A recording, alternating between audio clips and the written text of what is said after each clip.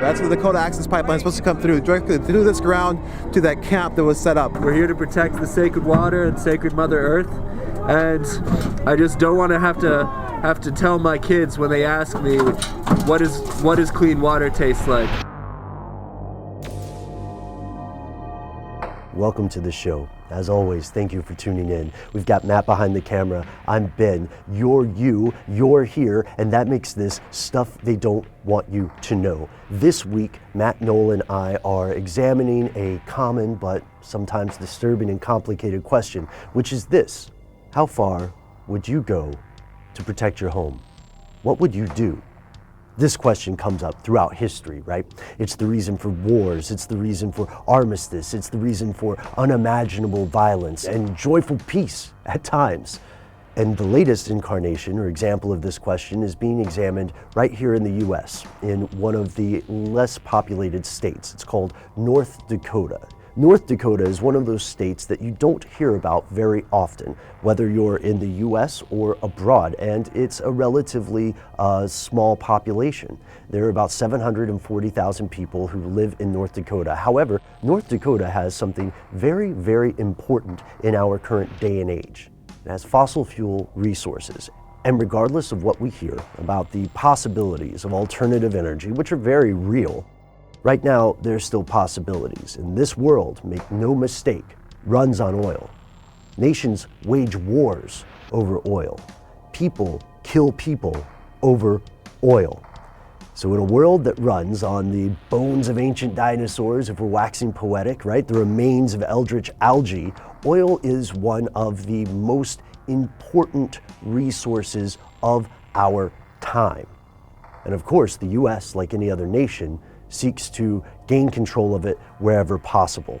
That's what's happening in North Dakota right now. The North Dakota Access Pipeline, or the Bakken Pipeline, is 1,172 miles long, and when it's completed, it's going to run through South Dakota and Iowa to an oil tank field in Illinois. The date for completion is January 1st, 2017, if everything goes as the oil company plans. Spoiler alert, it's not. So back to the population in North Dakota, 740,000-ish people as of 2014. You're probably wondering, if you're still on Facebook, how a place with less than 800,000 people in the population suddenly has more than 1.6 million people checking in on Facebook. The answer is pretty interesting.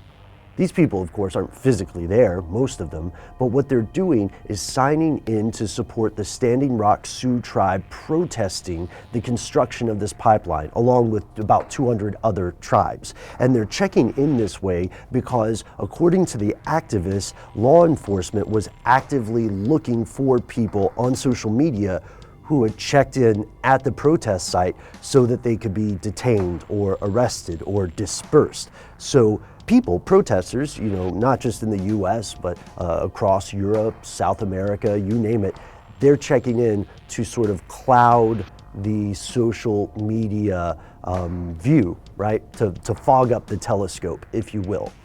Is it working? Who knows? But one thing is for sure, the protesters are trying everything they can to stop the construction of this pipeline. And the reasons for doing so are pretty solid. They go to the question that we asked at the top of the show. They are concerned that this will ruin sacred sites, which is a definite possibility. They're also concerned that it will contaminate water, specifically in the Missouri River. And that is not just a possibility. That is a probability. And why do we know this? Because despite the assurances of the companies constructing this pipeline, North Dakota has a pretty solid history of covering up oil leaks and oil spills. And with the kind of pipeline construction we're looking at, they will probably happen again. For some people, it's the old argument about eggs and omelets. For other people, it's, I don't want to drink gasoline. So what specifically are they asking for? They are asking for the construction of this pipeline not to be on their land, to move somewhere else. And so far, the companies constructing this aren't budging. The federal government had asked the private companies, or told the private companies, to stop and halt their construction while permits were being reassessed. That's the language they used. Something interesting though, the Dakota Access Pipeline, or Bakken Pipeline, has gone through a couple different route changes, and one of its previous changes kept it from going through Bismarck. Would you like to guess why? Because of the risk of contamination and water pollution to the city of Bismarck. So these people aren't just making up some crazy story, but it might sound like that, because if this is such a big deal, why don't we see more about it in the news? Sure, you might see an NBC article or a news blurb about it, but in a world with so much capacity for media coverage, in a world where millions of people are supporting these tribes, protesting this pollution, why isn't it being reported more often?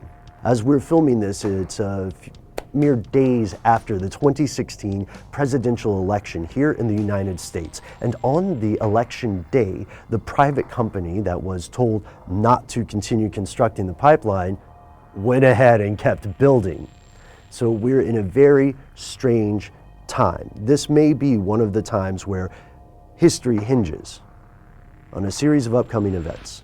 So join Matt, Noel, and I as we take a closer look at the protests surrounding the Dakota Access Pipeline, as well as the history of other Native peoples protesting corporations in their land. You can catch our podcast on Stuff They Don't Want You to Know. You can also find us on social media. We're on Facebook and Twitter as Conspiracy Stuff. And if you'd like to write to us directly with an idea for an upcoming topic, with a comment about the show, you can email us. We are conspiracy@howstuffworks.com.